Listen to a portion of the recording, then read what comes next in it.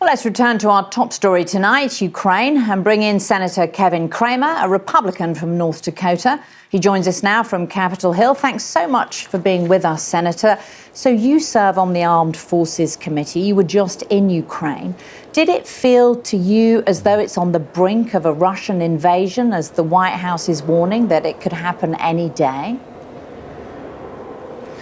Well, thanks for the opportunity. First of all, it's impossible to see the type of buildup that is occurring along the Ukraine-Russia border without thinking that it could happen any day. Obviously, intelligence sources, and a lot of the intelligence sources have been from the British government, tell us that it could be any day, and clearly there's the amassing both of military personnel as well as munitions and staging areas that give us great concern. At the same time, in Ukraine itself, the people there don't feel the imminence that we see through intelligence sources, and I don't know if that's just hopeful thinking, or if they've just been at war for so long with this type of attention that they will believe it when they see it. As long as there hasn't been a shot fired yet, I remain hopeful and optimistic that there can be a diplomatic way out of this. Well, let's turn to that diplomacy. And Germany's Chancellor was here in Washington today. And interestingly, he wouldn't quite say publicly that Germany would pull out of that gas pipeline with Russia if there was a Russian invasion of Ukraine. What did you make of what Chancellor Scholz had to say?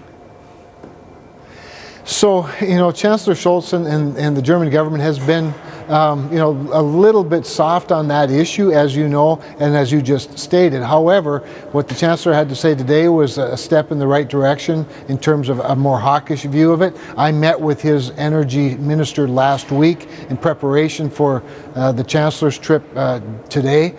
He's basically said the same thing, that you can count on us, that we're, if there's an invasion, there'll be a consequence, that Nord Stream 2, can be shut off. I understand that they have a bit of a strategic ambiguity thing going on, but President Trump himself has stated quietly there will be a consequence with Nord Stream 2 if, in fact, there's an invasion. So you don't think that Germany's the weak link in NATO, Germany to be stronger. Well, Germany has been the weak link in this discussion, no question. And how about the French President Emmanuel Macron? He was meeting with Vladimir Putin. Do you think that he's being tough enough on Russia? Do you think the French are being tough enough on Russia? Well, here's what I think. I think that Russia's aggression is unifying NATO and the European Union. And granted, we're not all at the same level of concern or expression, but European Union is clearly coming stronger, coming more together.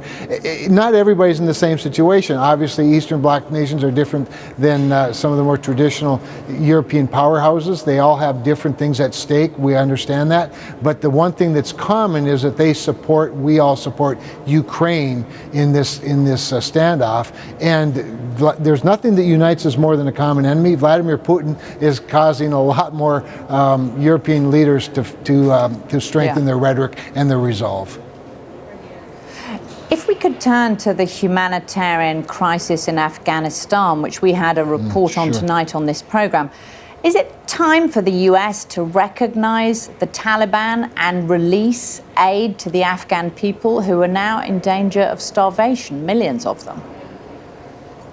Well, first of all, your reporting was excellent, and the intelligence that we've learned from the reporting on the ground causes our hearts to break. I think people of all nations.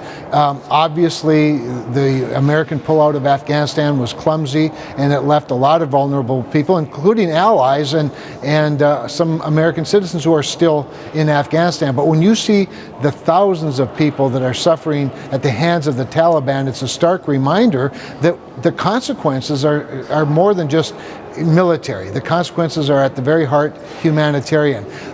We want to, obviously, along with our British friends and others, to be part of the solution.